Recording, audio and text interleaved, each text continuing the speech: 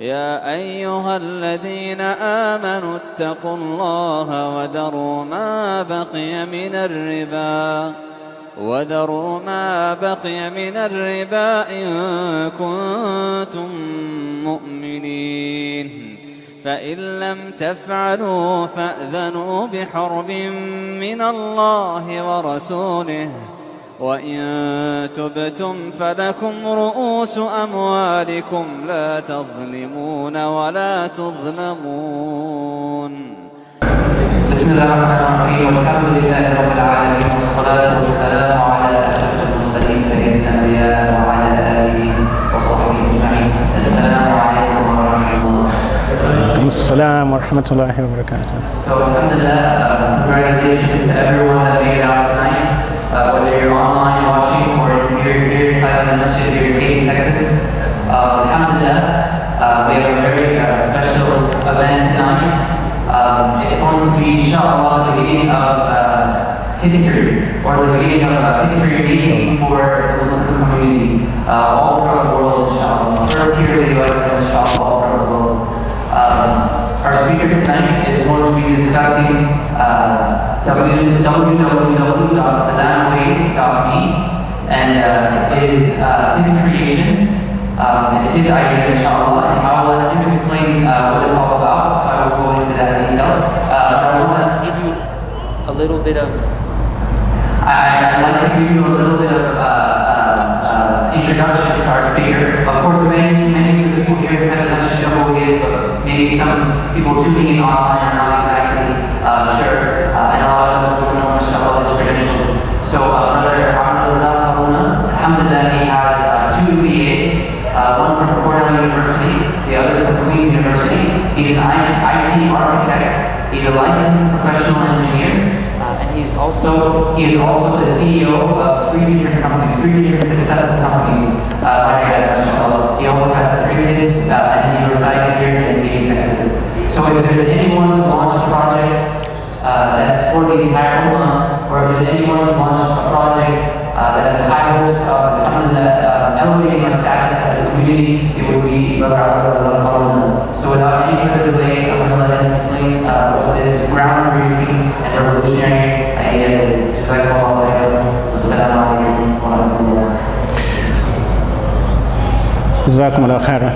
That's a very generous introduction. Inna alhamdulillah wa salatu wa salam ala rasulullah wa alihi wa sahbihi wa man wala. Alhamdulillah Rabbil Alameen. Sorry for the delay. We had some hiccups with technology, but that's what happens when technology doesn't work very well. When it works, it's amazing. So I'm here, alhamdulillah, to speak to what we already know.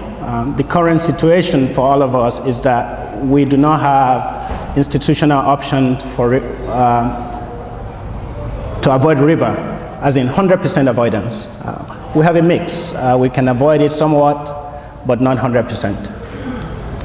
And also we run our in-spend cycle through checking accounts. That's the fatwa we've all been working with for many, many years now. And even those are on riba-based institution, as in basic financial transactions.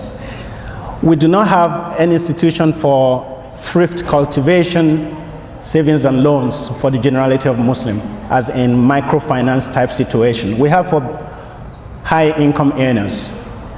And we have shown this, but it's not working, so. Lack of financial and entrepreneurial counseling, incubation, and microfinance for Muslim startups. So if you have an idea, you want to take it through wireframing, and you want to go to market with it, and hopefully make some money out of it, we do not have within the community, at the micro level, somebody who can help you with that. And we also have limited opportunity for networking. We know that there's networking at large, generally, but within the Muslim, within the Ummah, within the community, our community here in North America, we don't have a systemic way of networking. And as such, all of this leads to reduced empowerment, economic empowerment within our community. And For our projects, Jazakallah khairan for all the contributions that leads to a majestic place of worship like we have and we have everywhere. It's still not systemic in the sense that we're still old school, the way we raise funds and we spend money, and it's not systemic. It's not a system that we can automate as it is. It's mostly manual, best effort. We have a lot of heroes, a lot of very good brothers doing amazing work, which is a good thing, but I think we can optimize that. We also do not have any way that we can support a talented brother, for example, a talented sister within the community who has an idea that they think they can take to market, and they have the willingness and the motivation to do it, but they don't have money. So they're out of luck. There's no way we can tap into that and bring about that special gift within the community and promote it and make sure that it benefits the individual and benefits the community as well. So these are current situation today. In essence, they're kind of pain points, if you may. So the Salam way, it's something that we created to come up with a solution to this. It's a big problem for us, individually and collectively. So how do we solve this? The way we solve it is to come out with an entity that is dedicated to bringing all of us together, pulling all our resources, human, intellectual, financial, together to solve this problem. And so Salam Way, if you may, is a kind of movement for you, movement of Muslims, by Muslims, for Muslims, to try and, from a grassroots standpoint, stand up something that will aggregate and pool all these resources that we have to a point where we now have it's more like you to a combustible level. When you pull it together to a threshold, then you can start having a lot of good things happen. So to some of the problems now with Salam Way, membership allows you to have new business venture management advisory. And just to take a step back, this is something that a disclosure that management wants me to put out there. This is something that is unique and independent from Masjid. So it's not as if it's together. It's based on so Salam Way, it's to the young ones amongst us, career counseling, and then to all of us, some sort of coaching and mentoring. These are services that we can enjoy. Business coaching, so if you have an established business, how do you take it to the next level? And for a lot of us, professional networking, either as entrepreneurs or as professionals in our various ways. And also having some sort of information sharing, blogs and e-newsletter. The first one was released yesterday, so many of us received it. And also having a platform in this day and age, everything is digital. So having a digital platform that we can use for networking, for all the aggregation that we need to do to pull our resources together, for incubation, for financing even. And for existing businesses, kind of business advisory.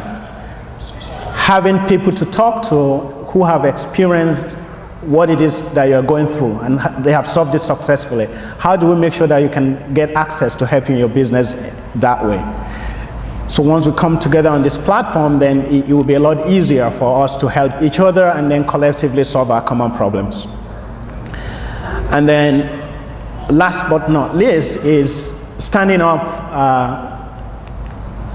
a Riba-Free, community-owned bank,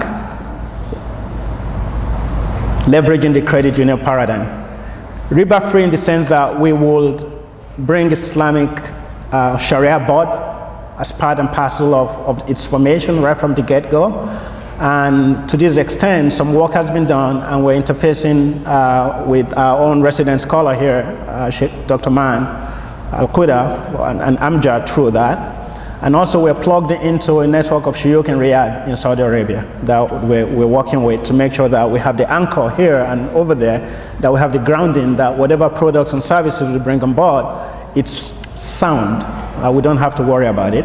And we will ensure that we're able to tap into all the knowledge base to encapsulate whatever direction that is required systemically in how we operate the model. So for all these problems, there are mappings to how we can solve them on the platform of Salam Way. So what have we done so far? So far we have done some pre-charter work, and I will be speaking to how the credit model actually works. A lot of us have used credit union before, either at a place of work, a university, and whatnot, and how we think we can actually leverage this.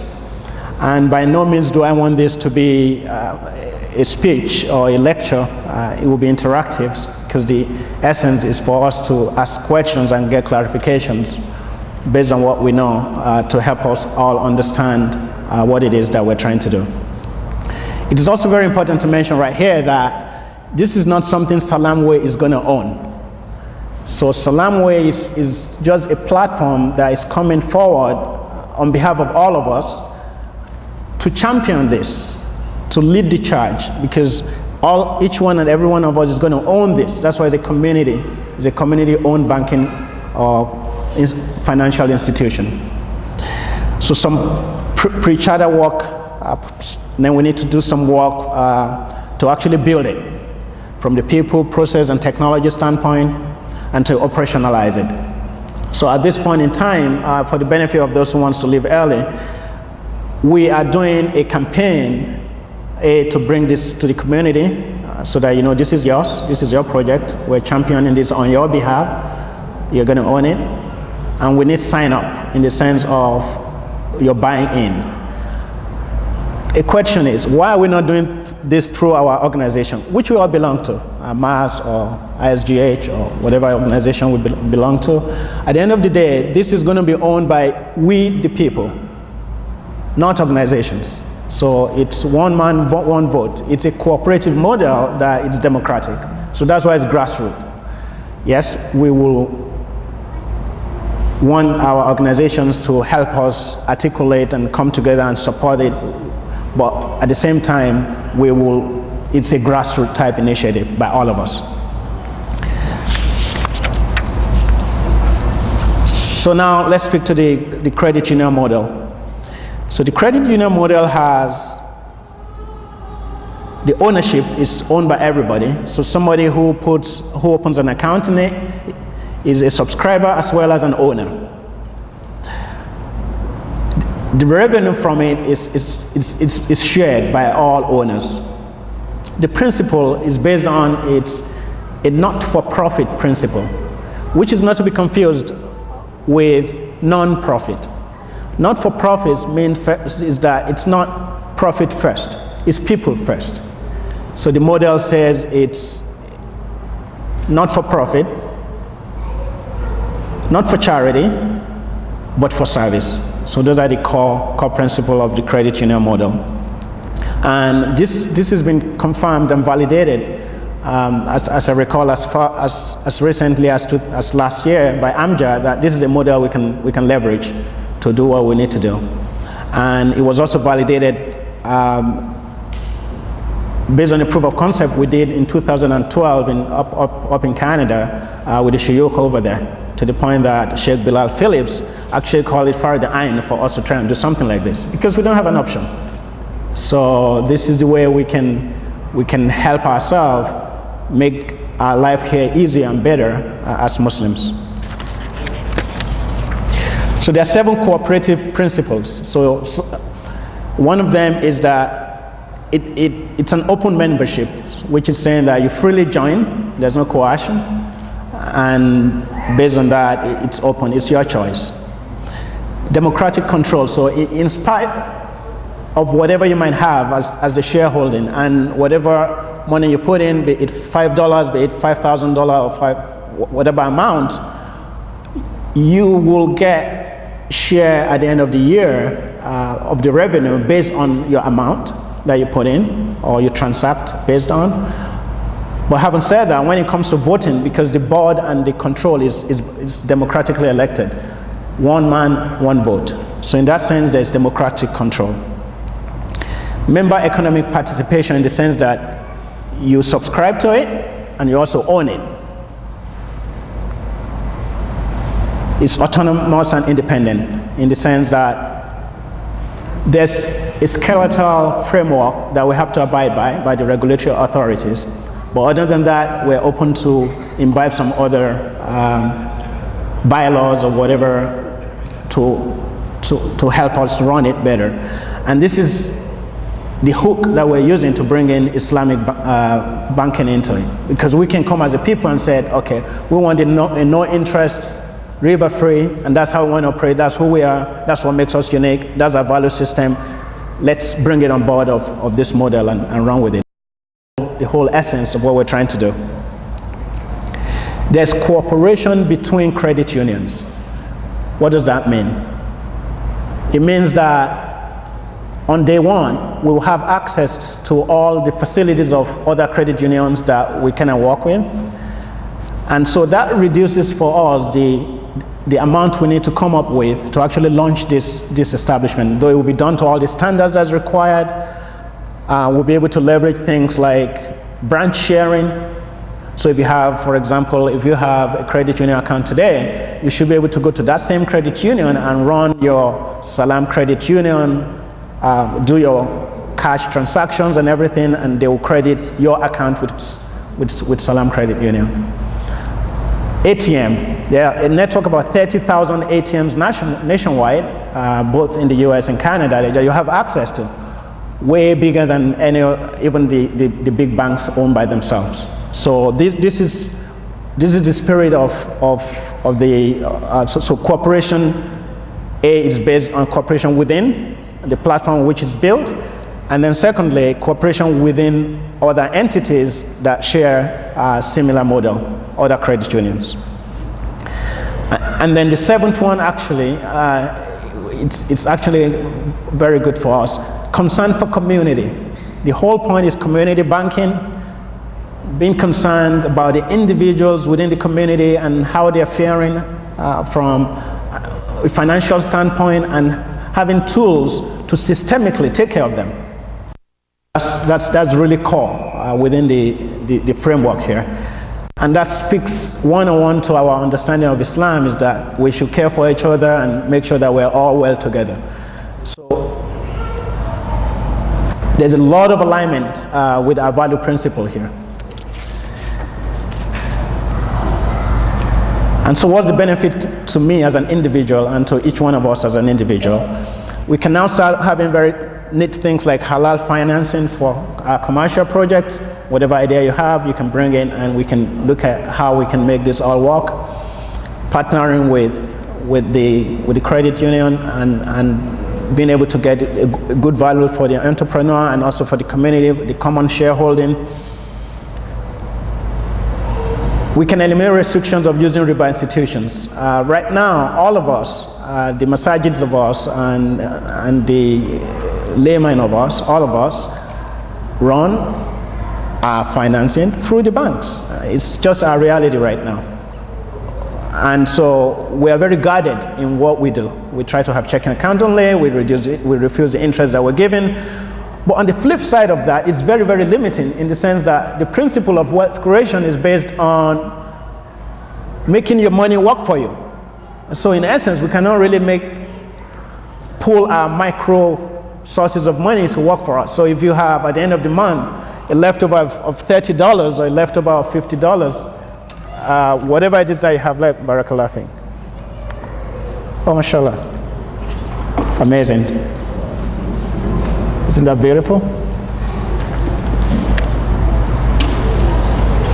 Jazakumullah khair, barakallah fik. This is really good. Put a lot of effort to make it look nice for you all, so it's good that we can finally say it.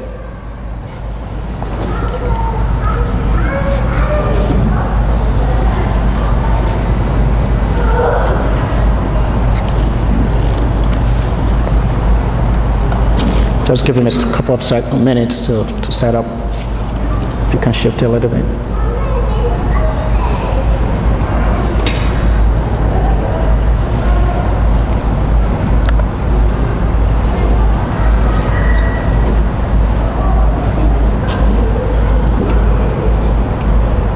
If you can move it back a little bit. Forward? Forward will make it bigger. Okay, cool. Yeah. I have it reversed. You're right. Okay. So, right. So this is kind of like the mapping of our current state to the movement to kind of make it better in the target state on the right-hand side. And Salam will be the bridge to help us get there. So on the second one, so whereabout in the bank we have checking account. In the credit union model, it's called shared draft account. Does the same thing. And then savings account, well, we don't have that really. We can't consume the savings account we currently have in the banks. But now we can actually start doing that. So if we have 1,000 people and at the end of the month, everybody's got $50 left in their account, then we can make recommendation that this $50,000 that we have, maybe it's something that you want to invest, right? And then maybe a small entrepreneur within the community can partner and you can do something with it and get returns and everybody can share out of that. So you start to build wealth for the individual. So this is really key. And so that's the cultivation of thrift. That's the principle of cultivation of thrift. And whole societies have been built on this.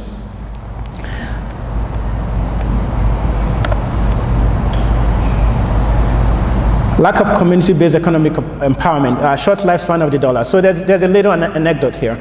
So a study was done to show the lifespan of $1 within the Asian community. I think it was the Chinese community that was modeled. And if you introduce $1 into that community, it bounces around within the community for about 29 days before it leaves the community. So you can see the knock-on effect of that. Everybody touches it, doing one thing or the other. If you introduce it to the Jewish community, our cousins, it bounces around for 19 days, right? The study was undertaken by the Black American community here, which is my other family side, and it bounces around for 6 hours within the Black American community. Now, your guess is as good as mine what it is that it is for the Muslim community. I don't know. 1 day? 10 days? Couple of hours, I don't know. But from what we know, aside from actually being mandated to go get a halal meat and halal food, I don't know what else that will make the money stay within our community. This model is out to change that, okay, so that we can start building a lot of things. Lack of systemic way to fund Muslim community projects, in the sense of we know what we do, how we do it. It's old school. Alhamdulillah, it works. There's a lot of barakah, but we can do better than this. We can scale to the next level. And already we spoke about how we cannot support our entrepreneurs. So we're trying to get sign-ons. So you either sign on Join Salam Way, it's up to you.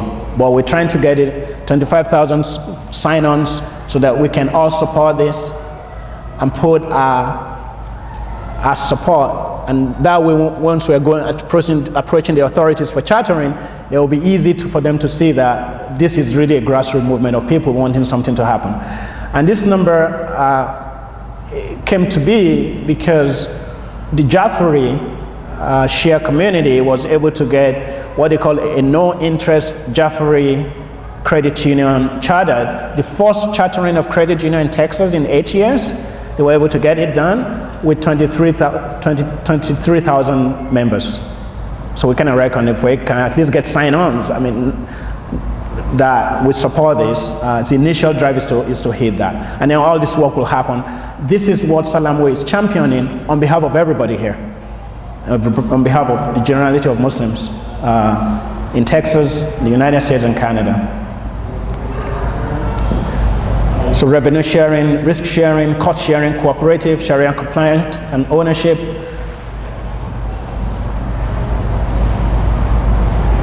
We just spoke about the 7 cooperative principles: open membership, democratic control, education and trading, cooperation between the credit unions.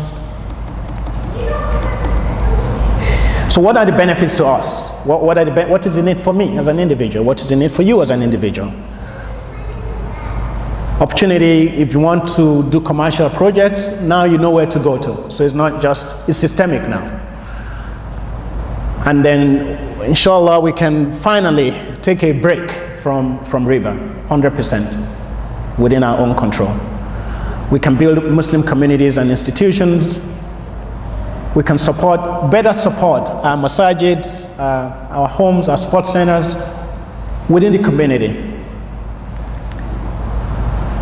Employment opportunities for Muslims in halal opportunities. Halal student loans. Students, anybody? Finally. Orphans, seniors, and needy support. Importantly, grow the health and wealth. And so that's what's needed for all of us. What's a credit union? It's not for profit, it's cooperative, it's owned and operated by members.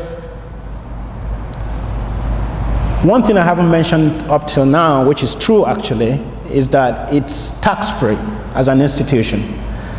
And the reason is that the authorities want communities to leverage the tax you hold back to build up the community, to build up individuals and businesses within the community.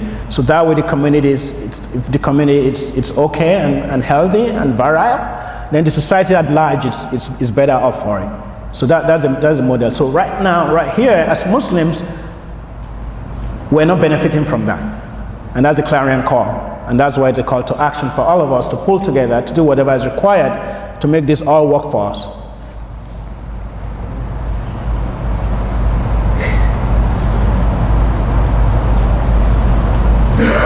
So the halal banking products that we're looking at, the checking account, which is a draft share account that we saw, that we mentioned earlier, which would be based on the amana principle, as opposed to the principle of banking, which is leverage. Leverage is you put in $100, the next second $80 goes out to be loaned to whoever. But with this, you can actually now begin to do Islamic banking. We can have investment accounts based on partnership, musharaka, and mudaraba, all the principles that we know in Islamic banking. We can actually bring it to bear and actually start building people based on the partnership that somebody's got the talents and the experience and the energy to do the business, and then the credit union has got the financing and the incubation and the smarts to help them shape it, and then both come together and becomes like the two wings of the bird, and everything can fly to the benefit of the entrepreneur and to the benefit of the community. We can also you can have trade accounts with the short-term murabaha contracts, purchase of goods, household goods, and long-term ones like leases and car loans, and like the brother who mentioned to me the other day that he's been waiting for this so he can finally finance his limo. He runs a limousine service based on the principle of Islamic finance. The key here is that riba is what is not allowed, but profit is allowed in Islam. The whole ummah, Muslims taught the world how to trade, so we know this. And then the standard services that we enjoy today: subject-free ATM service, bill payment services, money order, draft checks, wire transfer, currency exchange. And now, like one brother was mentioning earlier, which kind of, I'm just trying to echo that, you can now start have cooperative insurance, takaful, which is based on everybody pool together, you put the money in the pool, and if somebody suffers some mishap, it's funded from the pool, and then whatever is left over, it's still money owned by everybody, which is fair. This is the principle of Islamic insurance. So we can now begin to do neat things like that. And from an ibadah standpoint, Sadaqatul Jariyah, inshallah, will be the first to bring this to life, and inshallah those that come next generation will benefit and build on it, and continues inshallah to add to our book of good deeds. And extremely importantly, now we can actually be able to stand before Allah subhanahu wa ta'ala and say we tried and we worked hard, and with his permission and his facilitation we're able to bring something to life that allow us to actually live our value system, which is to stay away from riba, and then the barakah will come to us individually in our lives, and will come to us as a community, and we can showcase that as a model for the society at large, that this actually works. And what's better than that?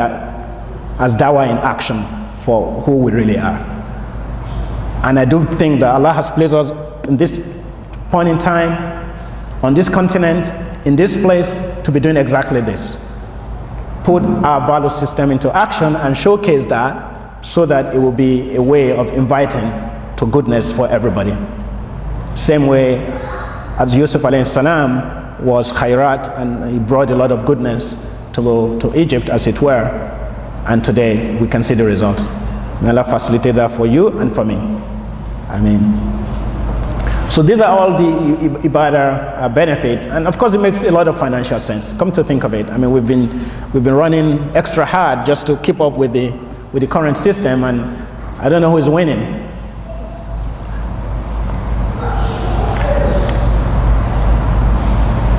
Now, this speaks to the profit sharing program, and I know you have a lot of questions, but hopefully this will address some of the questions you already have in your mind. How do you share the profit at the end of the year? So there's patronage, so rewards members in cash based on the percentage of the profit paid on investments. There's common share dividends, additional common shares and investment shares, and everything's based on the performance. So this is structure, this is how it works. We have members.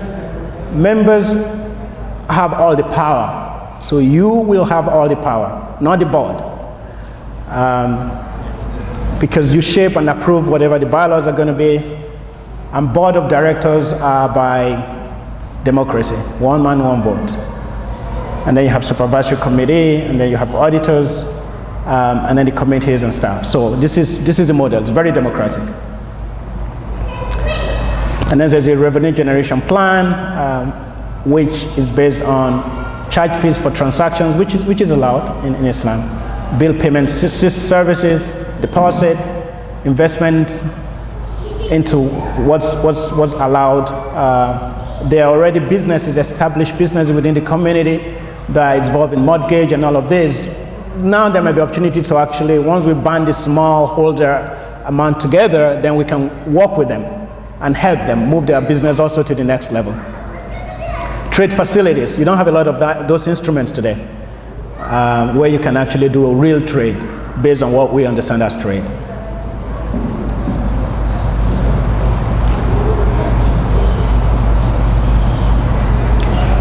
This is a tested model.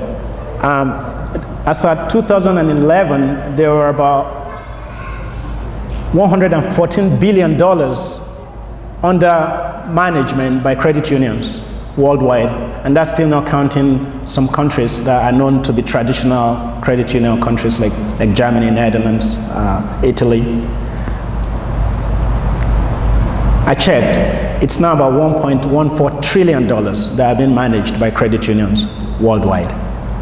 Okay, so this is something that's well tested. In the US alone, there are over 8,000 credit unions.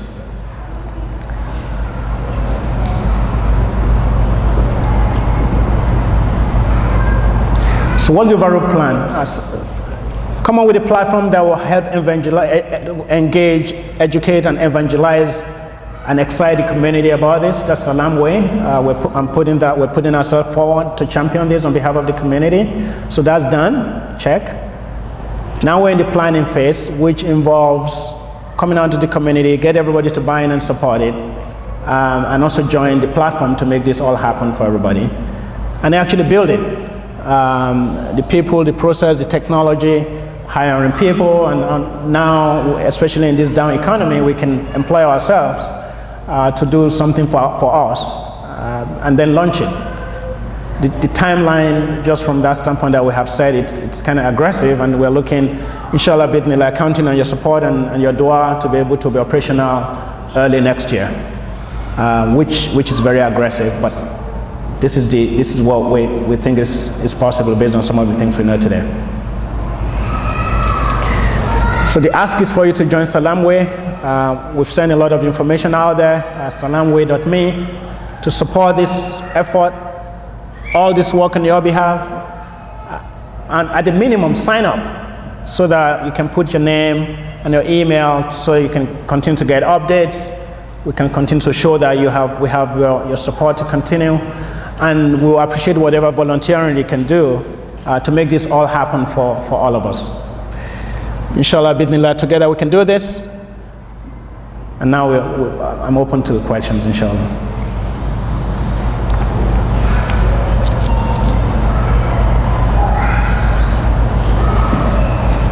Well, we live in non-Muslim society in the world. Now we are talking about Muslims only. Can non-Muslim can get in this, like the Jewish people who know the best about Islam. They also like to have Riba-Free. So if a Jewish person or Christian person like to join, how would you take that? What's your answer? Okay, so the question is, if a non-Muslim wants to join, then how do we deal with that?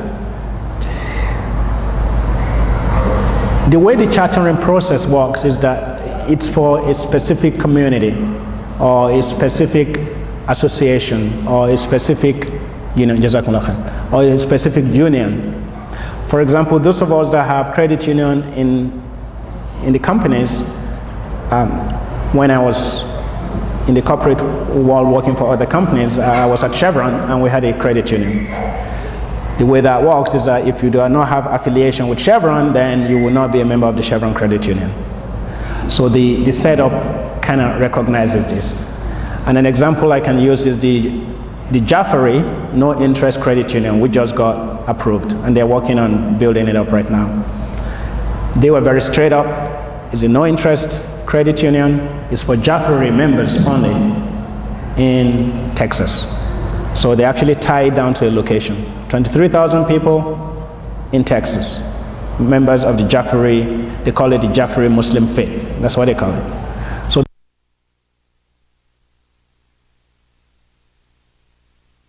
have a common bond. That's how the credit union model works. The more you have a common bond, the stronger it is that you can look out for each other and care for each other and make sure that this actually works. So, and that's the good thing about having Salam Way and being a member, joining Salam Way, is that that actually allows us to be the gatekeeper for, if you're not a member of the community, then you can't join, really, if you're not a Muslim. And then you don't have any affiliation to the basis for this credit union. There are other credit unions out there that you could join. And it's interesting to know also that actually the first credit union that was set up in the US was set up by clergies, Christian clergies, St. Mary's Credit Union in New Hampshire. And this was from Catholics who immigrated to the US from Canada. So the first one in continental US was actually in Canada in 1901, and then they immigrated to New Hampshire, and in 1907 they set up St. Mary's Credit Union, and it still exists till today. So it's like this. That's just the nature of the beast, like they say. Okay. Thank you. Talk about profit sharing. Is there loss sharing as well? That's a very good question, because in Islam you have to share profit and you also have to share loss. Yes, there is. The threshold for the credit union is that you should not go bankrupt. You don't have to make a lot of profit, and that's how come even those of us who have accounts in credit union today, you see that you have lower interest being charged on your account compared to the commercial banks. And so the fact that you are not paying tax, you have to operate and run operationally in a way that you do not go under. And so from a loss sharing standpoint, where that will come in is that with a large membership base, if for some reason there's a loss, we can tax each other for whatever it takes to actually make sure that we stay in business. And that was one of the reasons that makes it actually halal. Any other question? How do you affiliate with other credit unions that are not Muslim and they're based on the business model? And how do you invest in this kind of market that you say will only deal with this That's a good question. One of the principles of the credit union is autonomy and independence. So we're autonomous and we're independent of any other credit union. But you say you Right. have access to Yes. many Right. And now we can leverage, and the key word here is leverage. There are services, they are actually called Credit Union Services Organization. There are services that we can enjoy from non-Muslims as Muslims today. Somebody owns a car, I don't know how he bought it, I need to take a cab from the airport. He's non-Muslim, I'll take the ride, right? So there are services that we can enjoy from other cooperatives in the sense of, and that's the cooperation that comes in. We pay for those services, by the way, but it's made in a way that you do not have to have your own branches all built up all over the place as brick and mortar. And whatever they take in on your behalf actually go to our own books. So it's not as if they're going to hold it for a second, no. It's just that it's convenience to go in there. Take ATM service, for example. Being able to go withdraw money. It's still your money, so when it's still coming out of your account. It's just that we do not have to now build ATMs all over the country. Those facilities are there. Same reason, like way that if you were to go to England or even Saudi Arabia today, you can take money from your account in the US in any of the ATMs over there, although you might have to pay a small fee. This is how that works. So is the goal to be only an online service, provide only online services, or basically to do a full-blown credit union location, or different location, physical location? Yes, so the goal is to grow organically. In this day and age, we leverage technology maximally. So you will do a lot of online type services. I seldom go into a branch even today, except if I have something to transact that needs face-to-face. So we leverage a lot of those tools that allow us to do online type transactions. And based on the strategy, and this is where all of us will have a say at the end of the day on how we want to operate, we will now determine whether we should build out branches and how many of those, because it's also a way to keep our people employed, right? So there's no cut and dry plan on that right now. It's kind of strategic, but the goal is to make sure that we limit the amount we actually need initial capital to roll this out, so that we can be in operation, and then we can backward integrate and claw back a lot of the services onto our own platform, and probably even offer our own platform as services to other credit unions over time that we know we can trust, right? And that becomes kind of a growth strategy to actually keep our people employed within the community wherever. That's a good question. Just to elaborate on my question, the reason why I was asking, because I mean, even though some banks do provide online services, just pure online services, but you as a person, if you want to reach out to outside, because you said this is a nationwide thing, people tend to be to trust more whenever there is a physical thing, something to see or touch, versus an online thing. Even though we are in an online industry where you can verify online service, and that's why I was saying hopefully the goal in the future is to actually establish something that's physical, because you can retrieve a lot more, or track a lot more people. Absolutely, right on.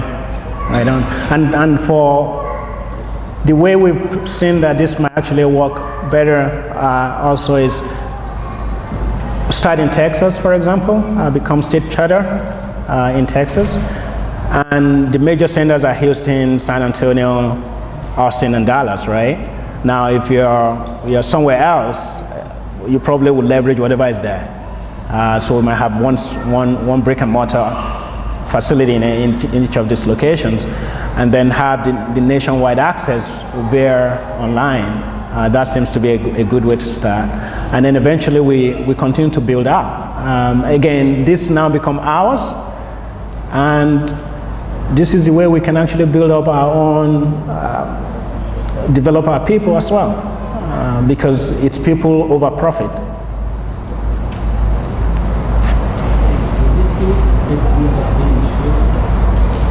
That's a good question. State chartered credit unions do not have to be insured, and for credit unions, FDIC insures banks. Deposits in bank. Now I think to the tune of $250,000 now. The credit union, the federal credit unions are insured, are backed by the National Credit Union Association, NCUA. It's kind of equivalent, but they're separate. And state is regulated, but they do not have to be insured. So we're starting with state anyway. So, and if we can decide to state as state if it's a concern. And again, we vet this with the shuyukh, what that means. But the good thing is that in Texas, for example, we don't have to be. It's highly regulated. That's why I think the first one they granted in 8 years were the Jaffrey no interest one. They want to make sure that a lot of things are done right. But that's it.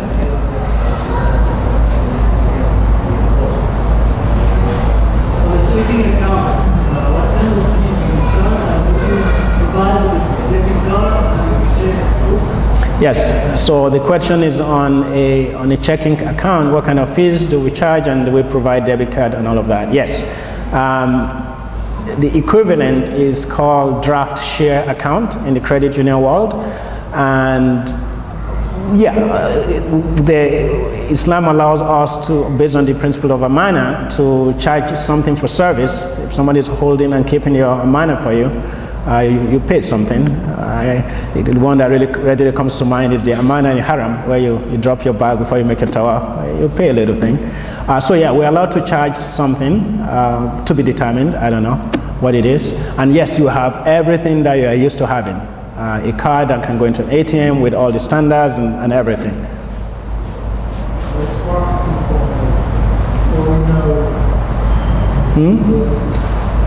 It's not very different among the current system in terms of fees.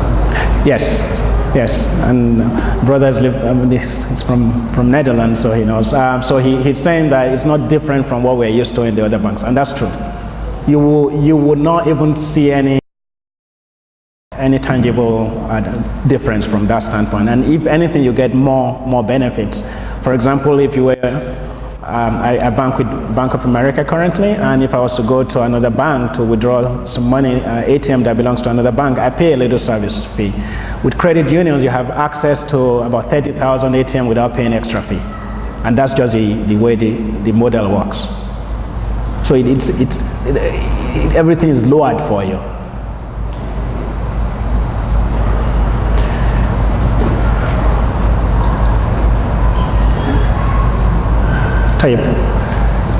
Okay, barakallahu fikum, jazakumullah khairan. Do not forget to sign on or to join up, and it's www.salamway.me to join, and we send in the links to sign up, and we'll be leaving sign up sheets here and there, and